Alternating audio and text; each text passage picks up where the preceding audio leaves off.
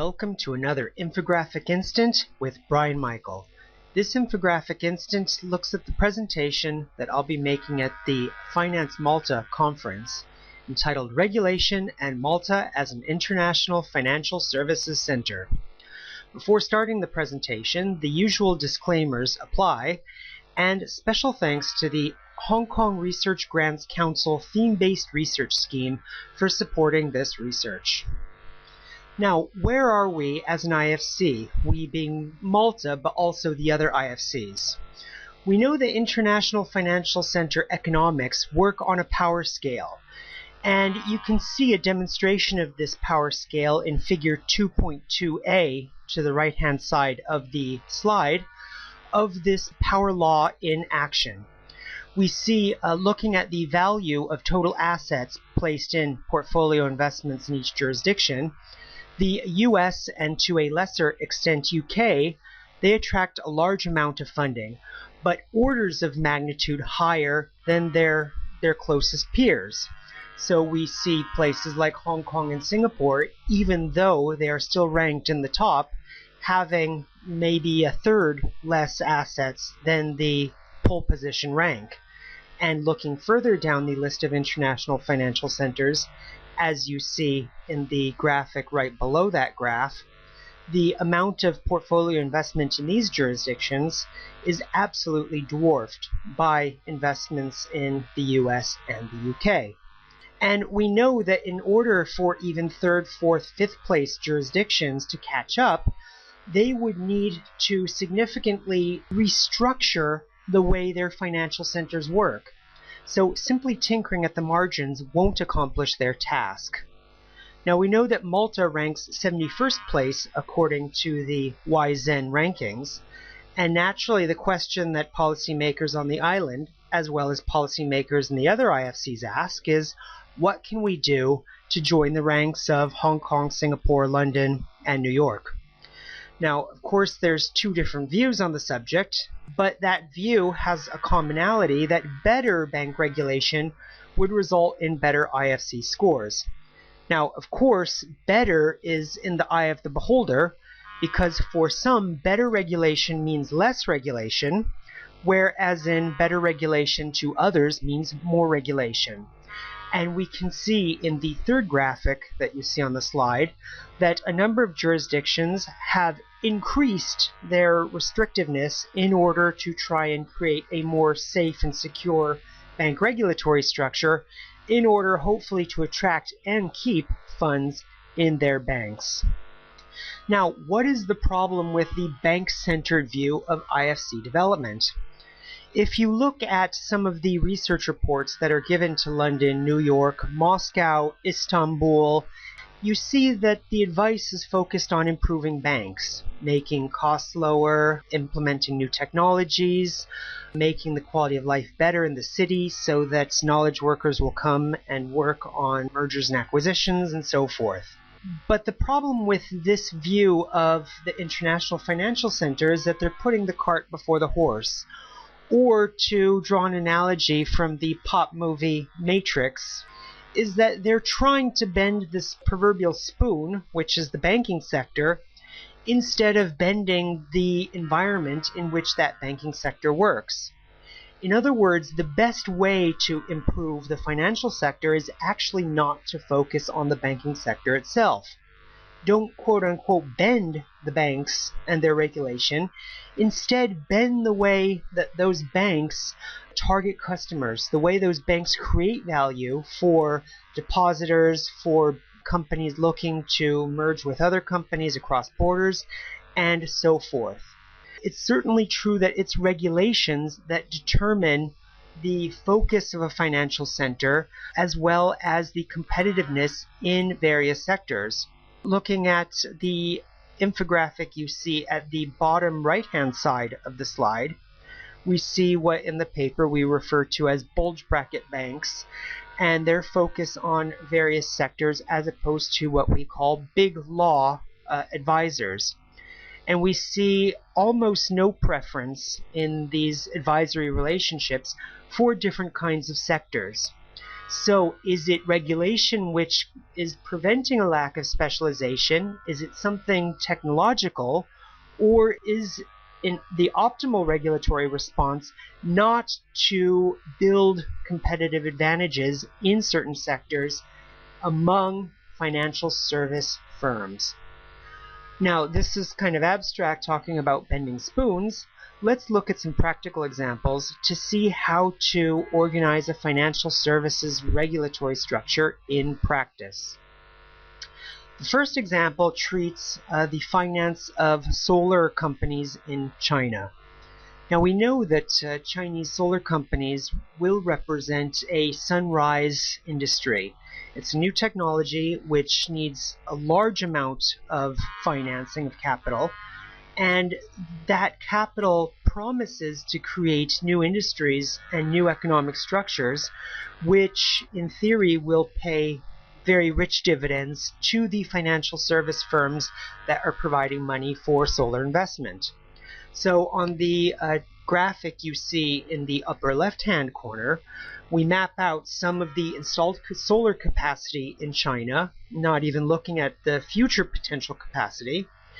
And to the right of that map of China, you see the estimated financing needs using various financial instruments, preferred stocks, common stocks, subordinated debt, commercial paper, equity-linked derivatives, and so forth. You see the estimated value of assets securitized, written up, if you will, in these various ways. How can the regulator, in Hong Kong's case, the Securities and Futures Commission, how can they reorganize the securities ordinance in order to encourage investment in China's solar industry, of course, without jeopardizing the stability of Hong Kong's banking sector?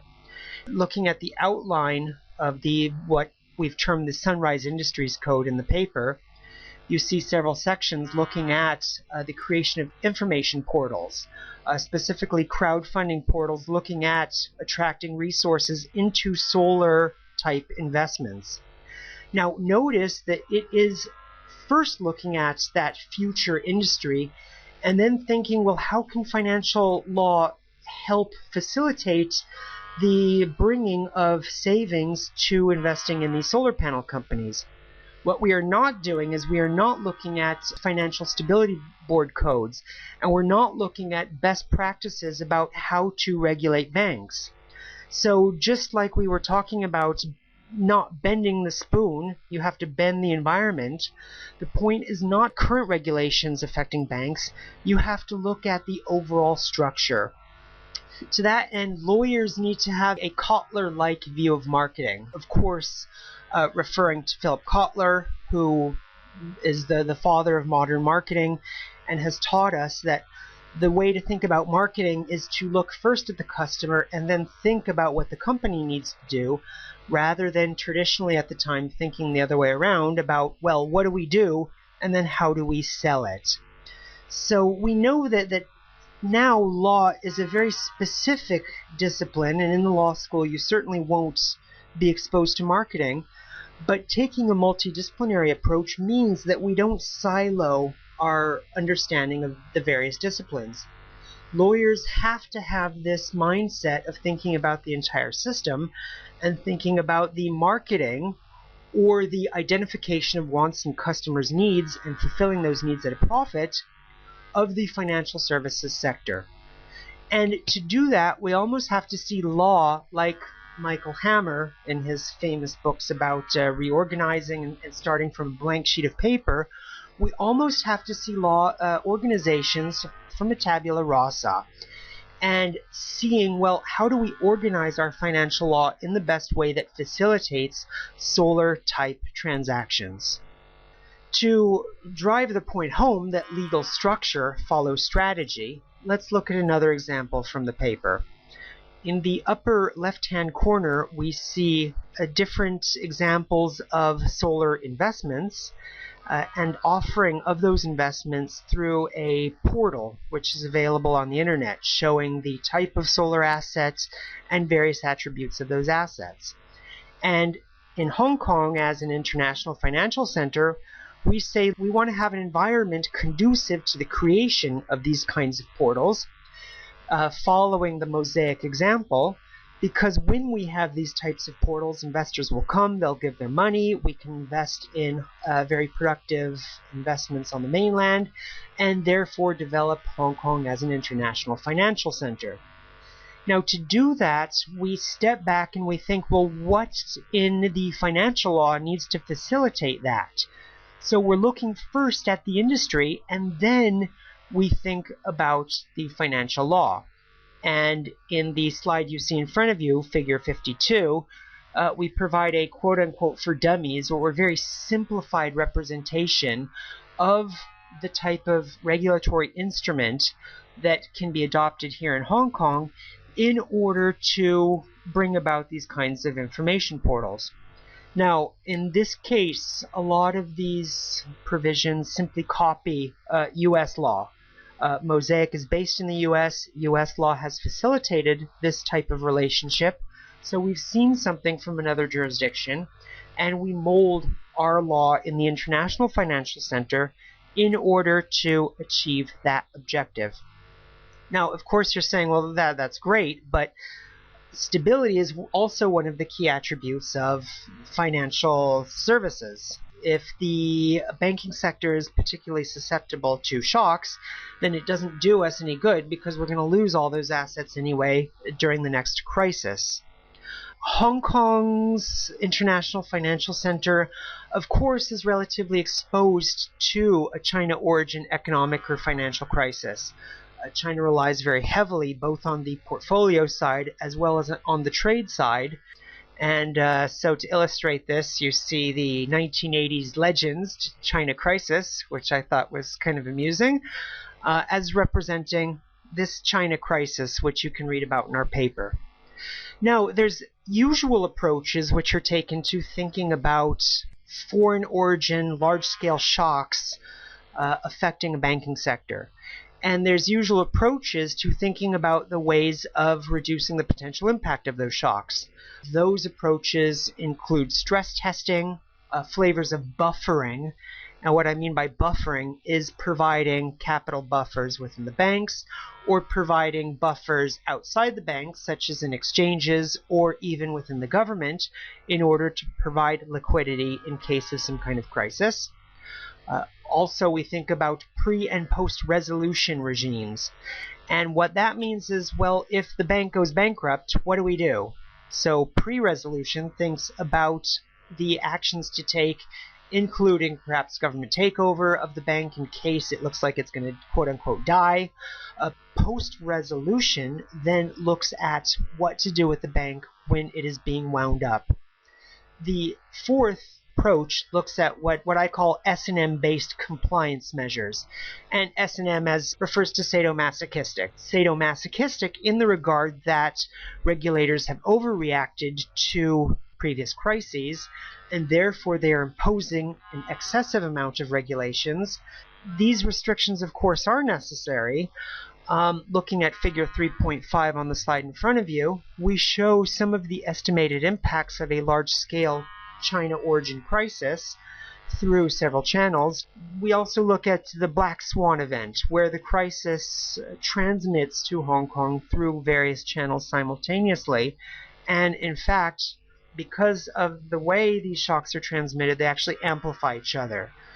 And if that were the case, the bottom graphic shows the estimated effect on financial system deposits as a proportion of GDP in Hong Kong.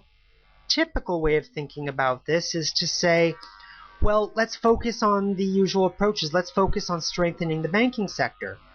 And of course, you don't want to disparage this approach, but it's probably too narrow. Why not understand where these systemic risks are coming from and design financial law to diversify around them? You're looking at the bigger picture and actually jumping over the effects, rather than just trying to build as big and thick a wall as you can to protect the banks. Now, to illustrate this approach to drafting, let's look at ASEAN-oriented investment. Let's look at putting incentives in the financial law that encourages financial service firms to invest in the larger ASEAN region. Naturally, if our banks are diversified away from China, then the effect of a China origin crisis would be much less, and all of these four approaches that you see in front of you become less costly and less important to the overall policy of protecting the financial services sector. Now let's think about diversification toward the ASEAN region and the role of financial law in promoting that diversification. We know that the ASEAN region is becoming very wealthy very quickly, as shown in figure 5.10.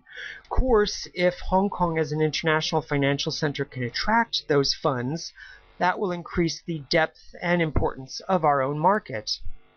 Now, how do we design a financial law which encourages financial services firms to go out and grab those assets while simultaneously diversifying away from the mainland? We show two examples in the slide of regulatory instruments, and you can read more about it in the paper. Figure 5.14 and 5.18 that shows a possible memorandum of understanding and accompanying guidelines for foreign qualified regulation person scheme, whereby Hong Kong stockbrokers can solicit interest in Indonesia and Malaysia, or Hong Kong bankers can ask for money in those countries. The second figure or outline looks at Hong Kong-led ASEAN Capital Markets Forum initiative to think about an ASEAN +3 investment passport. And the Europeans in the audience, or I guess Americans, will be immediately comfortable with this idea of an investment passport, namely that investments can be passported around the ASEAN region in the same way that they can be passported in the EU and the US, even though, of course, Americans don't call it a passport because it's one country. So thinking about Hong Kong's role in developing this investment passport initiative to the extent that we can design laws and become the first mover, that will encourage assets to come to the financial services sector here, as well as diversify the economy. These basic two pieces of regulation are macro-prudential regulation. It doesn't look like it at first glance, but think about what the regulation's actually doing. It is diversifying the asset base of Hong Kong's financial service firms away from the mainland, which was the policy objective that we talked about in the last slide. Therefore, the goal of policymakers and regulators is to open your mind, if you will, take this matrix-style view of financial law and look at the effect of regulation rather than simply narrowing the focus very much on what the regulation says purportedly doing. So in this way, financial regulation is a bit like the game of Go. You cannot directly attack your adversary. You have to step back and think about how to surround them, looking at the board as a whole. That is the way to think about financial law. It's not to pass a very focused regulation looking at Basel capital adequacy ratios, for example. It is to step back and think, well, how do we design financial law in a way to make the banking sector safer without perhaps creating some very costly buffering style regulations? Let's take a third case in order to really get our brains around this matrix style view of financial law. The third case refers to grabbing of going out mergers and acquisitions business. And naturally, you can read about this more in the paper, but the basic idea is that since 2000, Chinese companies have gone on a spending spree buying foreign companies, particularly within the last 5 years. Now, we know that in many of these mergers and acquisitions deals, the advisor that the Chinese firm chooses or the target firm chooses in Mexico, South Africa, US, etc., the advisor they choose will not be based in their own jurisdiction or in China. They'll be based somewhere else, London, Paris, Frankfurt, even Mauritius. And so the question is, well, what do we do as an international financial center in order to draw some of that business toward us, thereby increasing assets under management, increasing the depth and diversity of our financial center? Well, we know that the best way to build an international financial center, according to the data, is to develop world-class law firms and investment banks. It's those professional services firms that help provide the advice and ultimately encourage their customers to place funds with them or with allied firms. So by changing the financial law, we can actually affect our advisors' competitiveness. And in the figure you see on the slide, we show the probability of advisors in those jurisdictions getting this going out business.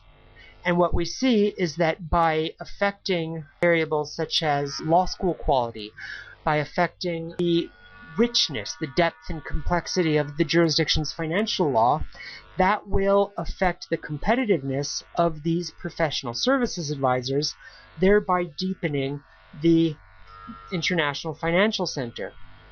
So even though supposedly the objective of drafting financial law is to promote the stability, liquidity, safety of the financial sector, in fact, by using financial law as a way to make our professional services firms more competitive, we help to protect our financial services sector. Naturally, having better law firms, more vigorous investment banks, that helps to create a highly diversified international financial center, such that even if a crisis came, we wouldn't only be relying on portfolio investment, which might disappear very quickly. Again, thinking about this matrix view of financial law, you don't want to look at lawyer self-regulation. You don't want to look at regulations focused at law firm management. Instead, you want to step back with this go game style mentality and think about how your financial law is actually affecting various aspects of your international financial center's competitiveness. Now, we talked a little bit about compliance and the significant problems that compliance imposes on financial service firms of today. And we can think about the costs that this compliance regulations are imposing at two levels. We can think about the way countries, quote-unquote, comply with European Union, US, quote-unquote, union law, Hong Kong in its developing union with the mainland, and we can think about the way that financial services firms comply, among other laws, with local banking and securities acts. So looking at the first level, at the national level, we know that increasing amounts of regulation are coming from international standard settings bodies, and we know that that is imposing a certain amount of cost, and we also know that some regulators are better than others. Compliance imposes different costs on different regulators. So looking at the three figures you see at the top part of the slide, the first figure shows the regulatory costs per staff worker of financial law in various jurisdictions. And what we see is that Hong Kong actually has the highest per head regulatory cost. Looking at the second figure, this is from regression analysis, showing the extent to which macroprudential regulators are under consolidated. So in other words, how many institutions deal with how many problems. And what we see is that Hong Kong is undersimplified. There's too many regulators, again speaking simply. Now speaking unsimply, we see a diagrammatic representation of institutional arrangements between Hong Kong's main regulators, the Securities and Futures Commission, HKMA, Hong Kong Monetary Authority, the insurance regulator, and the Pensions Fund Authority. What we see is almost a spaghetti bowl of organizational relationships. Now, of course, this increases the costs, increases the potential risk to the economy of regulators not detecting a problem and solving it adequately.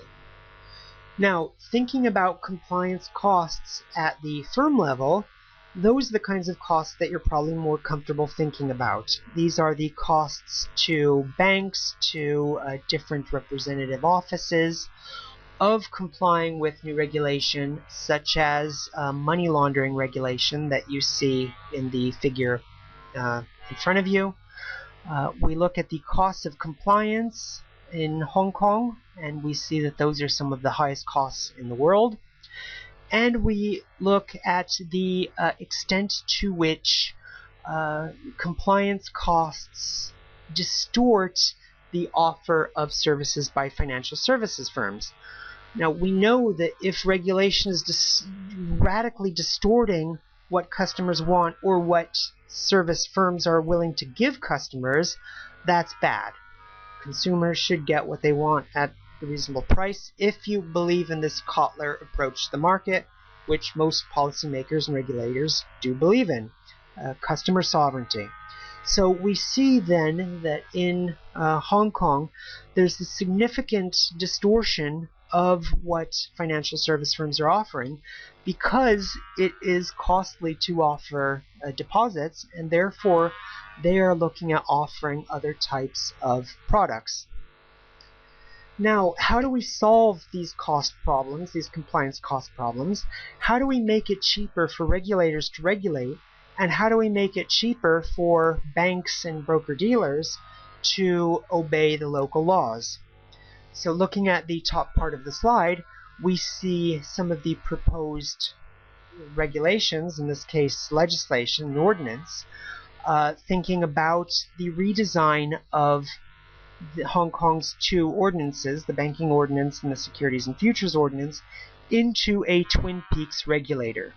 So by thinking about the cost and thinking about the overall problem, you then go and think, well, what is the optimal regulatory structure?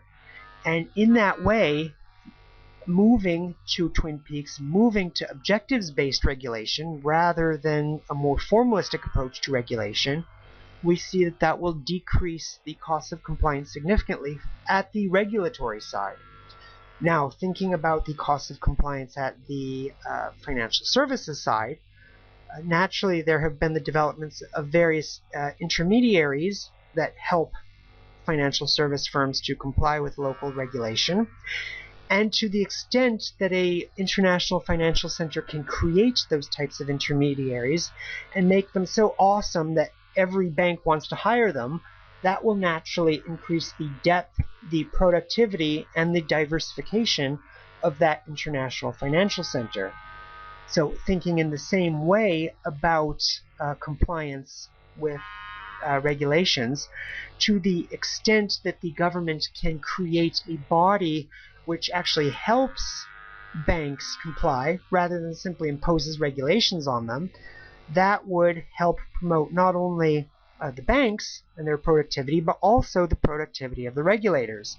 So let's think about a new organization, Financial Services Development Council, for example, in Hong Kong, which has the mandate of actually promoting the development of the financial services sector. Think of it as a kind of an anti-SFC. Think of it, if the regulator is focused on risk and they're the brakes of the financial sector, think of the Financial Services Development Council as the accelerator pedal to the banking sector. And having an officially established body that's focused on promoting the banking sector, that can only help promote the productivity of the entire banking sector. So again, using this matrix view of financial regulation, you start with the end. Well, what do we want our banking sector to look like at the end of the day? And then you step back and think, well, how do we redesign regulation today to achieve that final end state? So what does this view mean for using regulation as a lever for developing an international financial center? Well, we know that financial law determines the productivity of an international financial center. Now, one of the obvious recommendations is that second, third, fourth tier financial centers shouldn't just blindly rush out to adopt and comply with various types of standards. Now, we know that the road to mediocrity is paved with the passive adoption of standards. And if you don't believe me, look at the map in front of you. The map, the blue map of the world in front of you, shows the extent of similarity of the financial law of these jurisdictions. So, for example, looking at the complexity and the quote-unquote richness of financial law, the US, Germany, France, China, they have very rich, vibrant financial law, and it's no wonder that they have some of the most vibrant financial centers. Of course, the proxy isn't perfect. We see Venezuela with a very complicated financial law, but certainly Caracas would be no international financial center as of this decade. So, looking at similarity in the lighter shades of blue, looking at light blue of Turkey, Brazil, Argentina, or even looking at within Europe itself, we see that European countries are rushing to standardize, to adopt, to gain these best practice regulations, but it's not helping them. I mean, slavishly copying regulations isn't going to make an international financial center. Instead, you notice that the most selfish countries, the most selfish regulators, are the ones leading the pack. It's the Americans who are always saying, well, we're going to set our own standards. It's always the Chinese, they're saying, no, we're going to do it the Chinese way. It's always those countries that turn out having some of the most vibrant financial centers. Now, regulation is a method of creating core competencies. And for those of you that aren't familiar with the idea of core competencies, it's from Prahalad Hamel's book. You'll see all these citations in the reading list at the end of the presentation. They say that the best way for companies to compete in a globalized world is to develop some unique skill set, some uncopyable, intangible thing that makes customers happy and that cannot easily be copied. Now, companies don't just sit around all day and say, well, how do we do this? Well, actually, they do sit around and do this, but it's not their action alone which is going to push them to find that next great way of doing something better than anyone else can. Facebook, they promote social networking, social dialogue, social interaction much more effectively than many of their other peers. Now, why is that? It is because they faced a set of regulations that encourage them to develop those core competencies. We don't see Pakistani regulations, we don't see Algerian, we don't see Uruguayan regulations pushing companies to develop Facebook or YouTube style core competencies. If we want to look at the core competencies being developed in a jurisdiction, we have to step back and look at the financial law. Of course, it's not only the financial law. I'm not going to sit here and say it's lawmaking that determines how productive General Motors or Toshiba is. But what I will stand up and say is that it is that financial law that helps determine the incentives for businessmen to develop those core competencies and to change them over time. And we saw that in the example of the Sunrise firms from our first case study, looking at the finance of solar panel companies in China. We saw that having a robust financial law which encourages the development of securities, securitization of assets and debts, and other products as a way of getting money to these companies, that will grow the international financial center. So, core competencies can also be used to solve other countries' problems. We saw in the second case study, we saw how financial law can help buffer a jurisdiction from financial shocks in other jurisdictions. In the same way, countries like Malta can use their financial law to buffer themselves against financial shocks coming from the EU. They can provide specialized services to North African countries in order to buffer them from specific shocks, oil shocks and other shocks which they face, and so forth. It is the financial law which gives Maltese firms the incentives to develop specialized types of insurance, for example, that they can then sell to Algerian, Egyptian companies to help them offset oil price risks, just to take one example. Looking at the third case study, and that is the case study of getting cross-border M&A business, it is the financial law that helps determine what kinds of professional services firms an international financial center has and how expensive it is for those lawyers, investment bankers, insurance providers, other types of professionals, how expensive it is for them to go out and offer their services abroad. In one of the papers that you will see reference to at the end of the presentation, we show how financial law determines the cost of compliance, but surprisingly, complex financial law can actually encourage local compliance offerers to innovate, thereby driving down compliance costs and creating new products which can be sold to other countries. So it is the job of financial regulators to provide incentives to compliance intermediaries, to compliance departments, to lawyers, to investment bankers, in order to develop out the international financial center. Financial law is the way that we make these business arts, these MBA arts that we all learn when we're students. It's the way we actually empower them at the country level. So you're sitting here thinking, well, okay, all that theory is fine and good for Hong Kong or in general. How does it help Malta? And there's probably 6 conclusions that derive from our analysis which Maltese regulators and companies can use. The first point is that the EU is your China.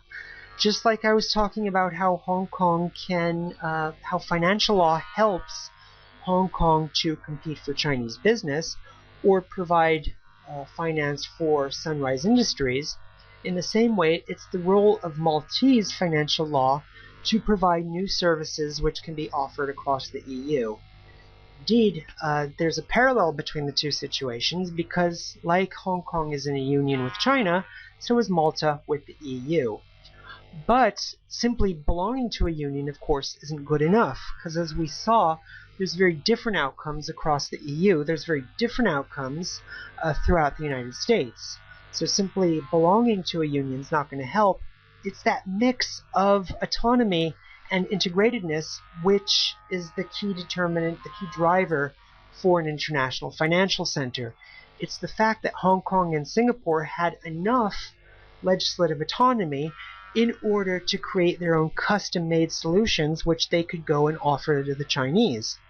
It's that same reason why Beijing, Shanghai, they have a certain amount of autonomy, as we see, you can read about in the paper, that maybe several other cities in China do not have. These other cities are more constrained by Chinese law than the large cities, and therefore they haven't been able to develop their international financial centers. So it's a certain amount of autonomy among Maltese regulators that will help to make Malta an international financial center of the future. The goal should not be just to rush out and adopt everything from the EU and think that is the way to become an international financial center. The second point is balancing sticks and carrots. And what that means is that every time regulators draft a piece of regulation, they should think not only about the type of financial risk that that regulation is aimed at, but they should also think about what incentives does it provide to create the core competencies that we talked about previously. What incentives does a crowdfunding regulation and limitations on the sharing of information have on promoting the development of financial portals in Malta? Now what's important is that when regulators are drafting these regulations, it's very important to quantify the effect that this will have on market development in related markets. I know this is hard, and regulators particularly always complain about this, that, well, you can't quantify the impact of a regulation on a very complicated financial services firm. But it is the exercise of quantifying those impacts alone which focus the mind on the impact on banks, on the IT sector, on legal services. It is that exercise of quantification which forces regulators to think, oops, I just wrote provision 42.6 paragraph C in this way, but having in my mind, thinking about the way it will impact on these lawyers, why don't I change a couple of these words? So you're always balancing the sticks of the regulation with the potential carrots that the impact of the regulation could offer on various sectors of the economy. The third recommendation or implication is that regulators always need to add a motor as well as a brake. Regulators, particularly in the last several years, have focused so much on adopting Basel, on adopting the alphabet soup of EU laws that are coming out affecting insurance, affecting banking, affecting many of the brakes on financial services firms. And what regulators have to think about, and particularly policymakers, is, well, what institution do we put in place to act as a motor? If we're always strengthening the brake side of financial regulation without developing a motor side, eventually you're going to have a financial services sector which is bogging down. So what we see is that in New York, London, the most successful international financial centers have agencies specifically mandated to promote the development of the international financial center. Go out and help the banks win business, and sit next to regulators and say, look, this regulation has to be amended this and that way because it's costing the banks X amount of money. And not only should these performance-based quote-unquote regulators exist, but they should also have performance targets. Indeed, and perhaps differentiating them from the financial services regulator itself. So it's no good to have a Financial Services Development Council working if they're not showing X amount of revenue every year or Y amount of positive social impact every 5 years. It's that evaluation which determines their legitimacy. The fourth implication of this research is that law schools should be given as much money as you can give them. Now, that sounds very hyperbolic, and of course you don't want to give all possible money to a law school. But because law school funding is so restricted outside the US and to a lesser extent the UK, that's why I say just give them all the money you can, because there's so many natural breaks built in to the budgetary process and to programs which promotes self-funding by law schools, that you're going to want to throw as much money as you can at them. And the reason we make that recommendation is that law school rank and quality correlates strongly with IFC rank. And there's several ways to think about why that's true. Better lawyers, of course, provide better deals to banks. Better lawyers make better regulators. Better lawyers provide better input into proposed rulemaking and so forth. But the final implication stands is that better law schools tend to make for better IFCs. The fifth recommendation is that you want to decide on future industries and maximize the amount of assets under management which banks can grab from those future industries. So you want to tailor your financial law with a view toward developing those future industries, just like we saw in the case of the solar panel industry in China. But of course, you don't just want to remove all the laws and say, okay, go at it, banks. You want to maximize the risk-adjusted value of those assets under management. So you're always balancing the increased amount of assets under management from a more relaxed securitization regime and thinking about how to put safeguards in place which reduce potential systemic risks or risks to consumers that will wipe away the value of all those assets if there's a crisis. The sixth implication is that lobbying is not a dirty word. Since the financial crisis, lobbying has gotten a very nasty connotation. And lobbying, it's a tool like any other tools. It can be used for good and it can be used for wrong. What we see among the international financial centers is that the bigger, stronger, more developed international financial centers usually have more developed lobbyists. Lobbying is the way that financial service firms help regulators make welfare maximizing regulations.